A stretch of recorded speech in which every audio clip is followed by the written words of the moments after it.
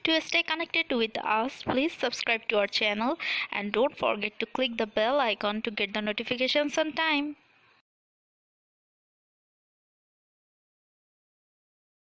Assalamu alaikum everyone, welcome back to our channel Craze. Hope you all are doing well. So অনেকদিন পর আরেকটা বাটারফ্লাইয়ের hand embroidery design or tutorial নিয়ে আমি হাজির হয়ে গেছি আপনাদের সামনে। তো এটা কিন্তু খুবই সোজা একটা টিউটোরিয়াল, যেটা বিগিনার ফ্রেন্ডলি। যারা নতুন নতুন হাতের কাজ শিখছেন তাদের জন্য কিন্তু খুবই ইজি হবে এটা করা। সো এখানে দেখতেই পাচ্ছেন আমি শার্টিন স্টিচ বা ভরাট সেলাইটা দিচ্ছি। এখানে আমি 4 গুণ সুতা নিয়েছি। 4 গুণ সুতা দিয়ে আমি সেলাইটা করছি। এখানে আমি যে সুতাটা ইউজ করছি সেটা হচ্ছে কটন লাচ্চা সুতা, বা এটাকে লাচ্চি সুতাও বলে। আর এটা কিন্তু আপনারা ডিএমসি বা অ্যাঙ্কর থ্রেড দিয়েও করতে পারেন, কোনো সমস্যা নাই। চাইলে সিল্ক সুতাও ইউজ করতে পারেন, বাট আমার কাছে কটন লাচ্চা সুতাটা অনেক বেশি ভালো লাগে। এই কারণে আমি ম্যাক্সিমাম টিউটোরিয়ালই এটা দিয়েই করি।